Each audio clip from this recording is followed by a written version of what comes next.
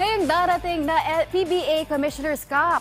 Patutunayan ng top rookie ng 2023 draft class na si Stephen Holt na mag-iiba na ang ihip ng hangin para sa kanyang koponan.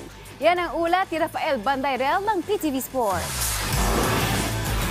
Bilang number 1 overall pick ng 2023 PBA Draft, mabigat ang responsibilidad na bibit-bitin ni Stephen Holt kahit siya'y baguhan pa lamang.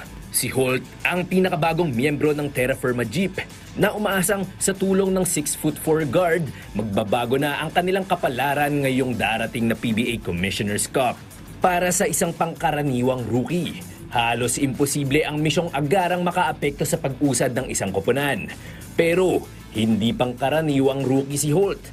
Bago pa siya mapadpad sa Terra Firma, nakapaglaro na siya sa iba't ibang bahagi ng mundo.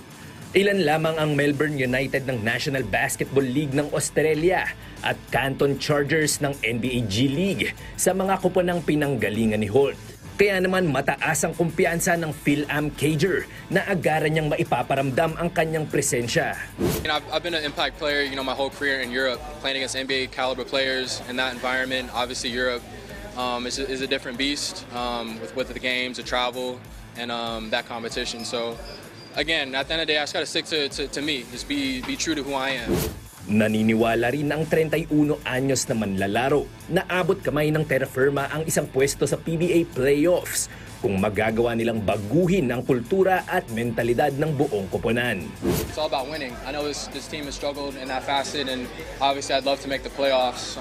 Every year in my career, so far I've made the playoffs, so I'm not trying to have that streak and with Terra Firma. Sasalang si Holt sa kanyang unang laro sa PBA sa darating na 10 ng Nobyembre pag nakaharap ng Jeep ang Northport Batang Pier sa Smart Araneta Coliseum. Rafael Bandayrel para sa Bayan.